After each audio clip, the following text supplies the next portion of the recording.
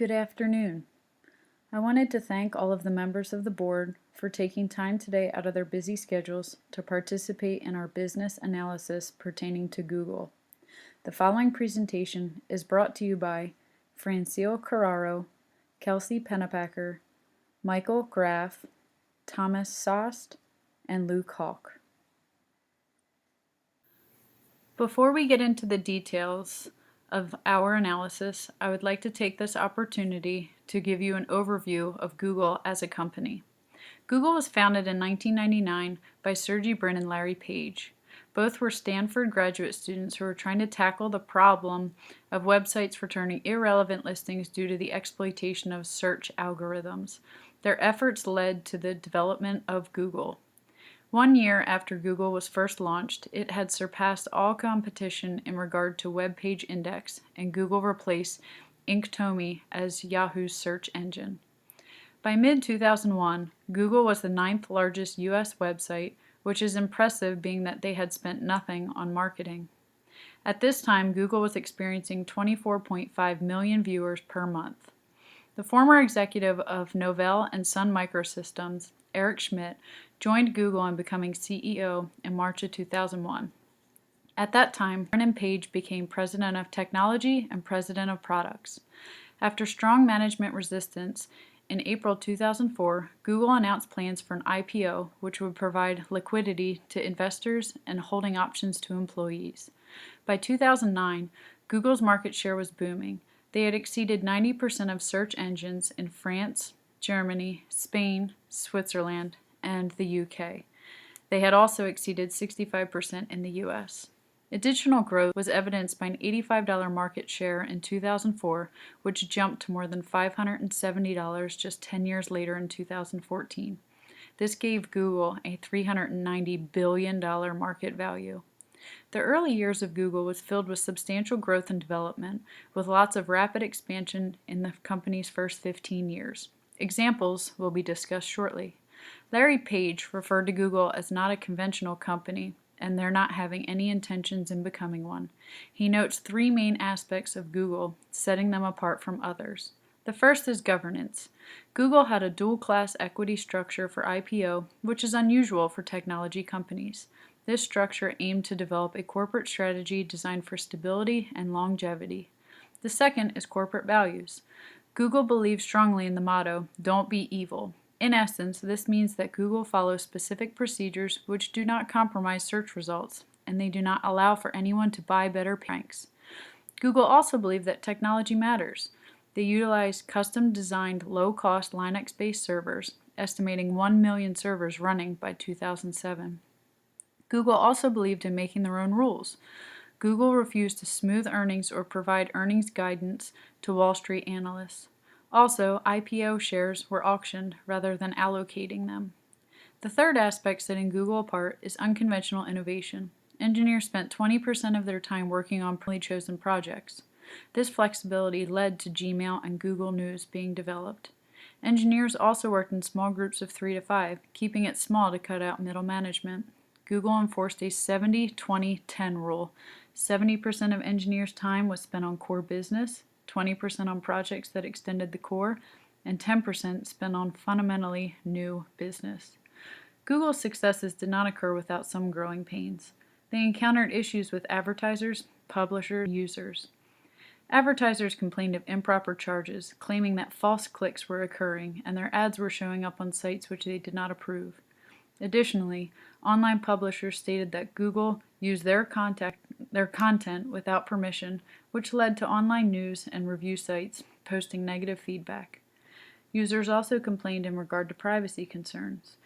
These were related to Google collecting search histories and search results clicked on by users. Users also complained that search pages were being allocated to advertising. Google's growth and development can be evidenced by the progression of products and ventures.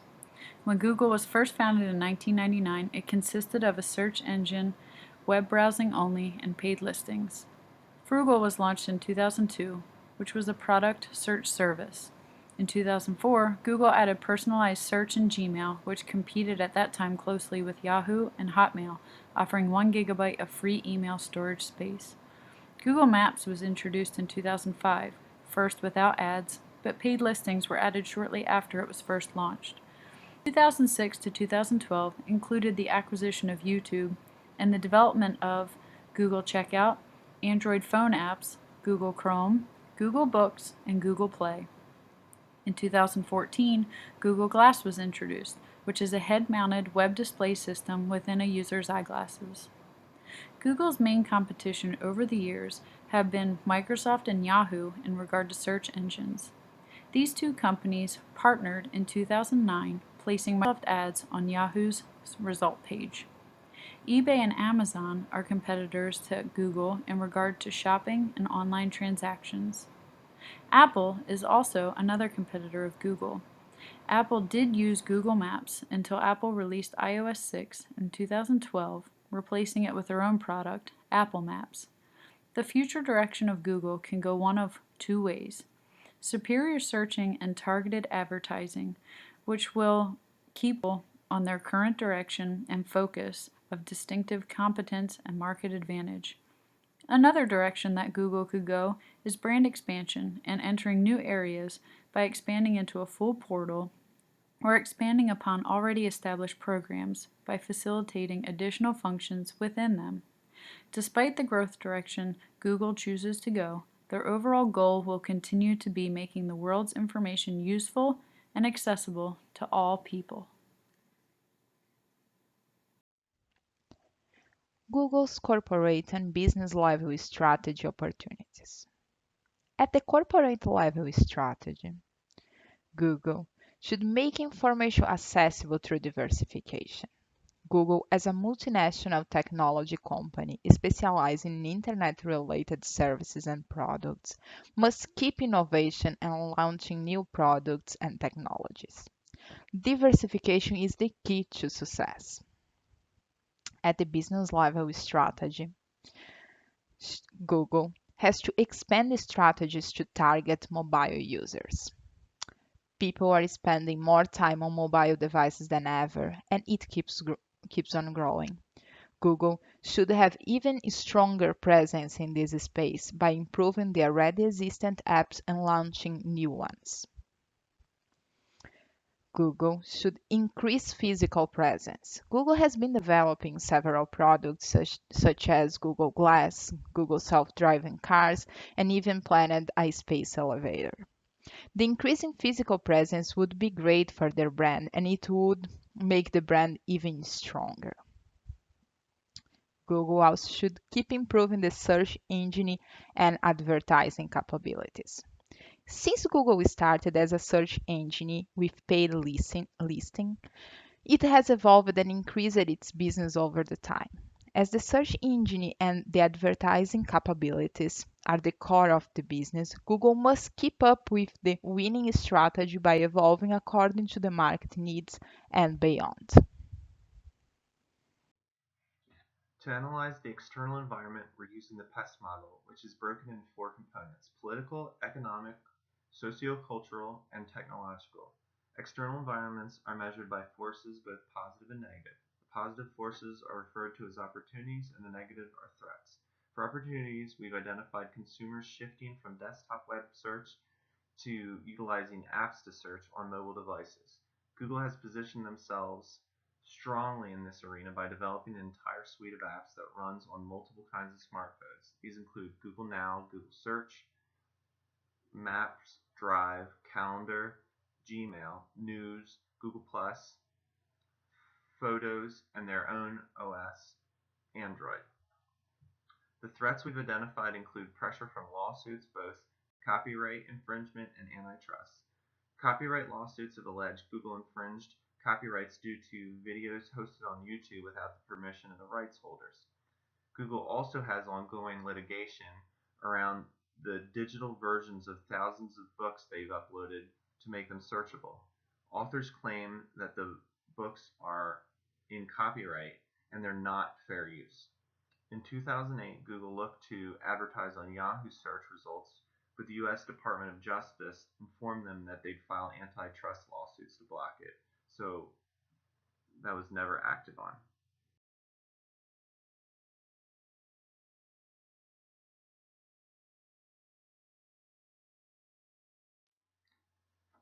Next, we'll take a look at the external environment through the lens of Porter's 5 forces model. The first force is the threat of new entrants, which I've rated medium.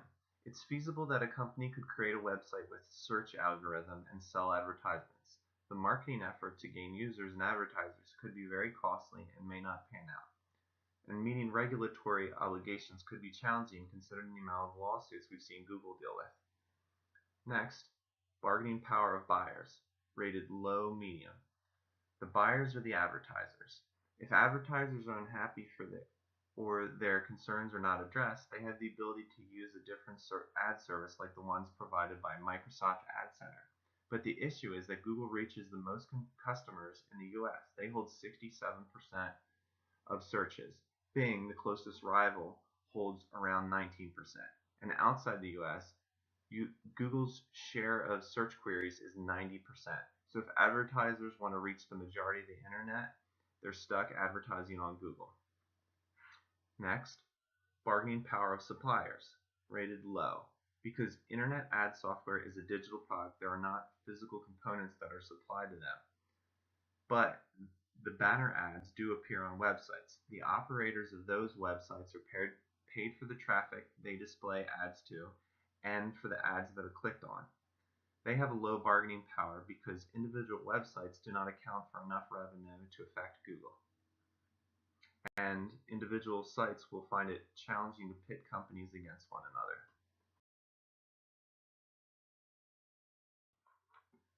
The next force from Porter's model is the threat of substitute products, which is rated medium.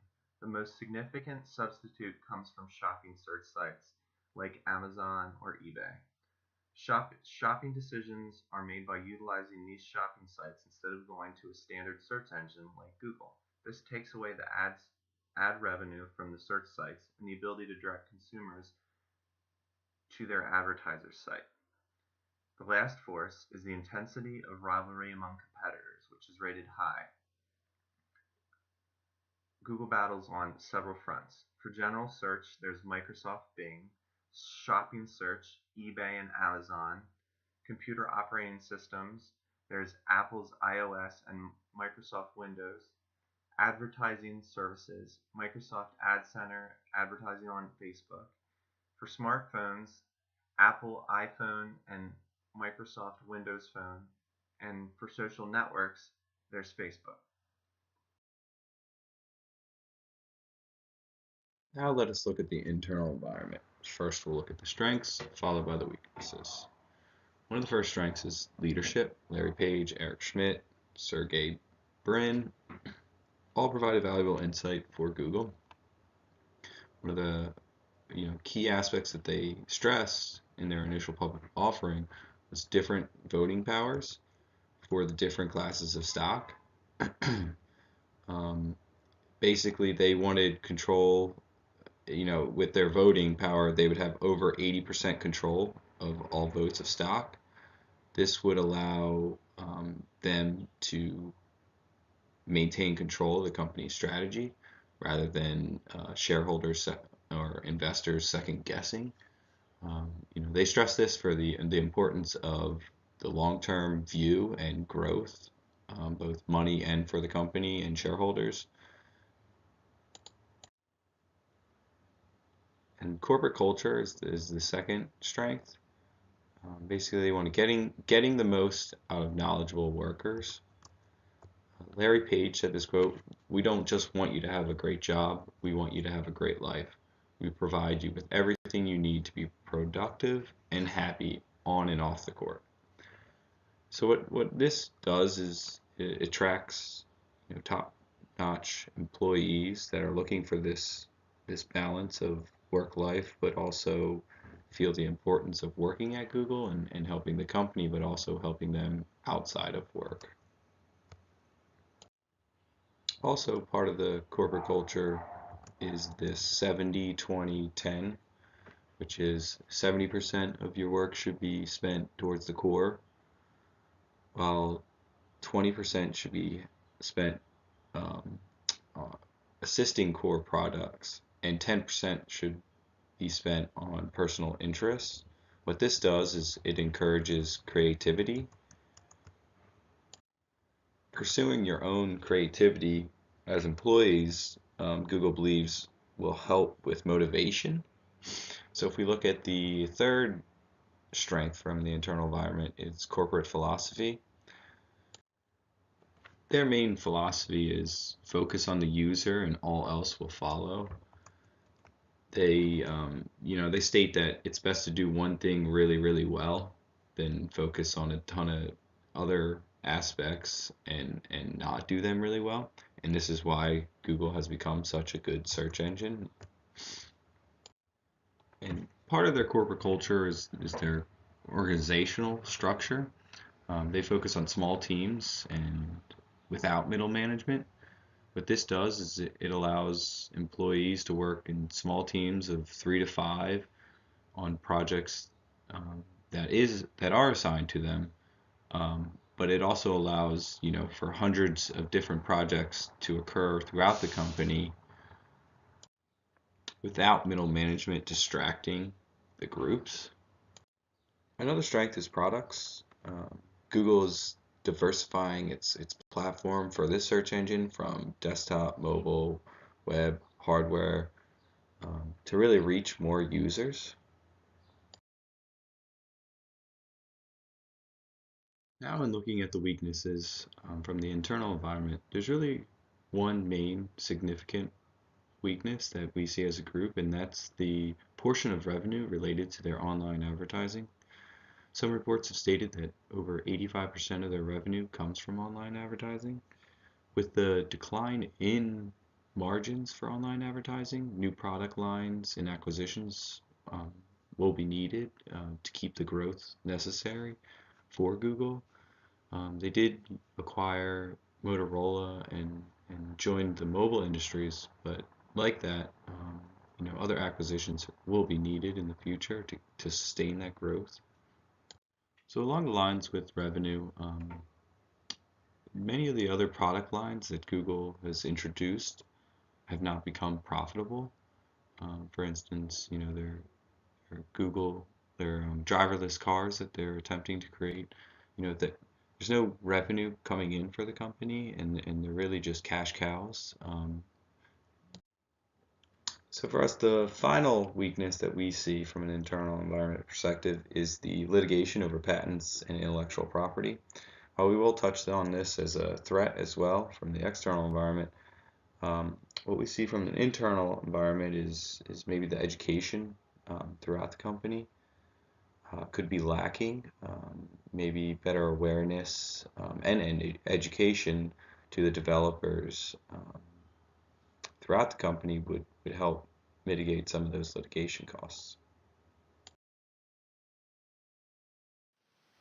Google's success has primarily come from their superiority in the search engine industry through the development of their advanced search engine capabilities. When compared to their search engine competitors such as Yahoo and Microsoft's Bing, Google's data gathering and search capabilities are far superior. This has given them a competitive advantage and consistent year-over-year growth since their inception in 1999. With this continued success and popularity in the search engine capabilities, Google's offerings of paid listings and web advertising have grown exponentially over time. Web advertising and paid listings have been their main source of revenue for the past 20 years. This steady cash flow from core business profits has given them a large amount of free cash flow to develop and invest heavily in new and existing products and service lines. As Google has expanded the scope of their products and services, it has allowed them to enter other areas of the technology industry in addition to their core search engine and advertising offerings. Additional service lines include their entrance into the video hosting market through the YouTube acquisition in 2006 and the creation of communication applications such as Gmail, GChat, and Google Voice. Google has also developed many other cloud-based applications for productivity and digital storage, which are now included in Google's suite of free applications. In addition, Google's acquisition and development of the Android operating system for mobile devices and the development of their Chrome web browser have also expanded their line of technological offerings.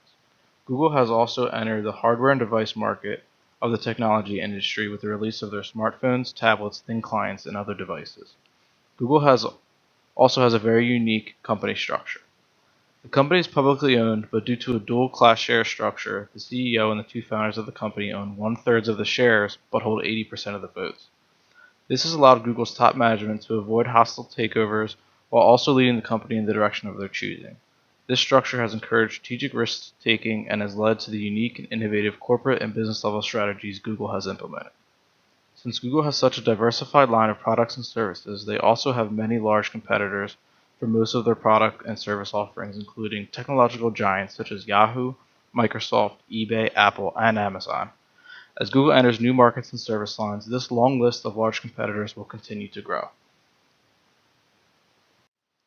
In regards to corporate level strategy, we suggest that Google continues to utilize their various growth strategies.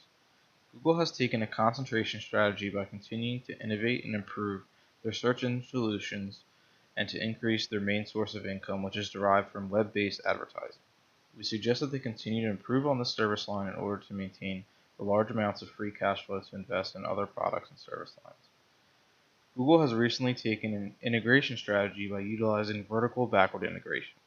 As Google has entered the hardware and device market, the company has also acquired several manufacturers in order to lower costs throughout the supply chain.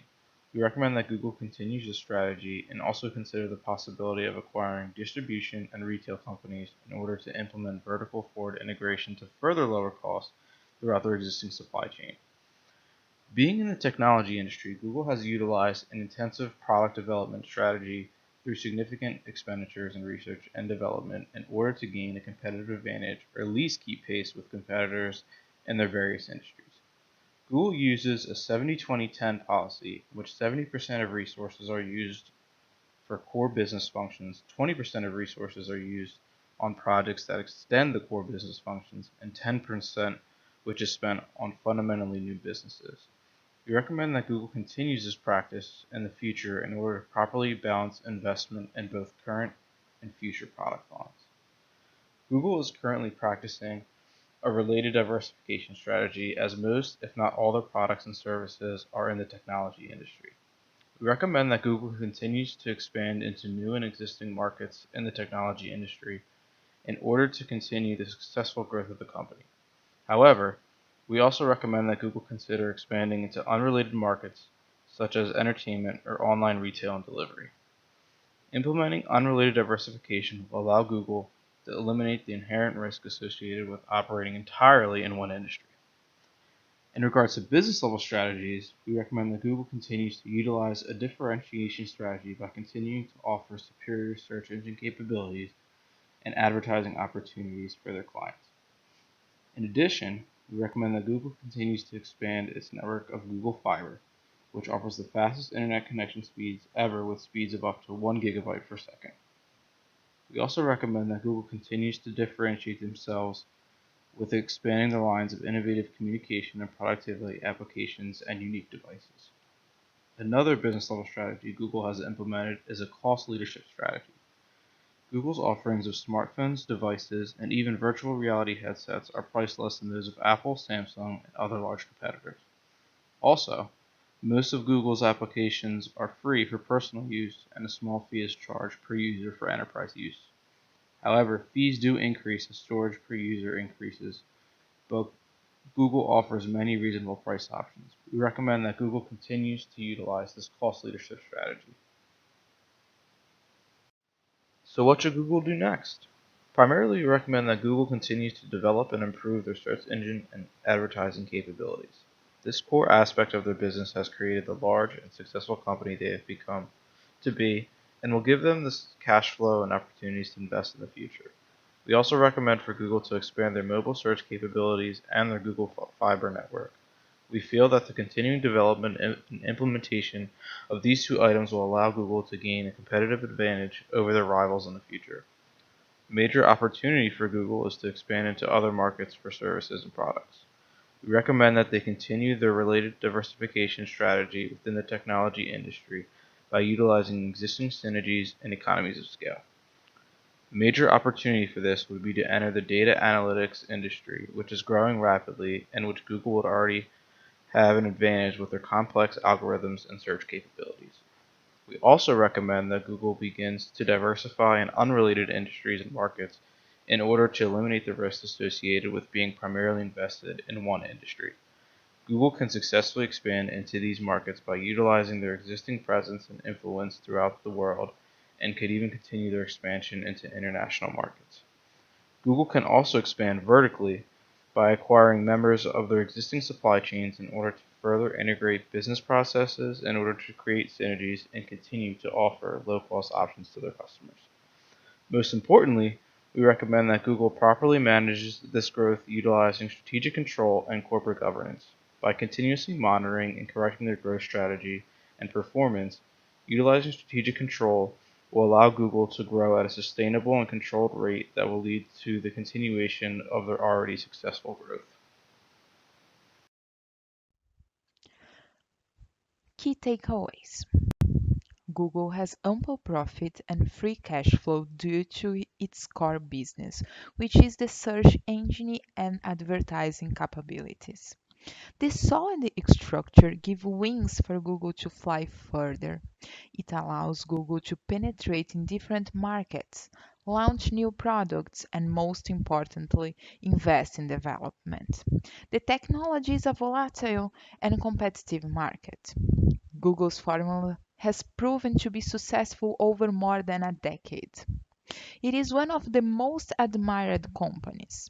To keep up with their space in this market, they have to deeply penetrate in mobile users, increase their physical presence, constantly improve their business, and never stop investing in development of new products and services. We would like to thank you, the Board of Directors, for taking time to hear our presentation.